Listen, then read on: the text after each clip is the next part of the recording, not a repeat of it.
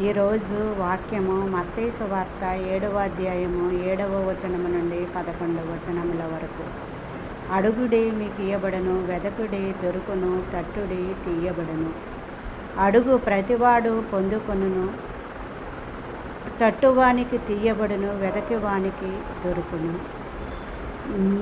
మీలో ఏ మనుష్యుడైనను తన కుమారుడు రొట్టెనడిగిన ఎడల రాతినిచ్చిన, శాపనడిగిన ఎడల పామునిచ్చిన, మీరు చెడ్డవారయ్యుండి మీ కుమారులకు మంచి ఈవులను ఇవ్వాలని ఏ విధముగా కోరుకుంటున్నారు, అలాగే పరలోకమందున్న తండ్రి కూడా మీకు మంచి ఈవులు ఇవ్వటానికి నిశ్చయముగా ఆయన ఇచ్చుచున్నాడు అని ఇక్కడ లేఖనాలు మనకి సెలవిస్తున్నాయి.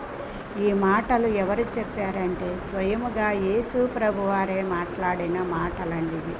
కొండ మీద ప్రసంగంలో జనసమూహానికి అంతటికీ బోధించిన మాటలు.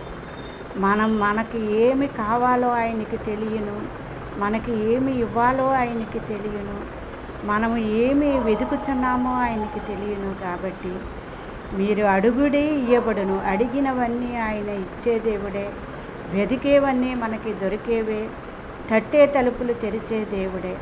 అలాగే మనము చెడ్డవారం అయ్యుండి కూడా మన పిల్లలకు మంచి ఈవులు ఇవ్వాలని మనం ఏ విధముగా కోరుకుంటామో, అలాగే పరలోకములో ఉన్న తండ్రి కూడా ఈ భూమి మీద ఉన్న ప్రతి ఒక్కరిని ప్రేమించి హక్కుని చేర్చుకుని వారికి మంచి ఈవులు ఇవ్వాలనే కోరుకుంటాడు. కానీ దేవుడు ఎవరికి అన్యాయం చేసే దేవుడు కాదు, దేవుడు ఎవరిని శపించే దేవుడు కాదు, నష్టపరిచే దేవుడు కాదు, అందరినీ సమానముగా ప్రేమించే దేవుడు ఆయన.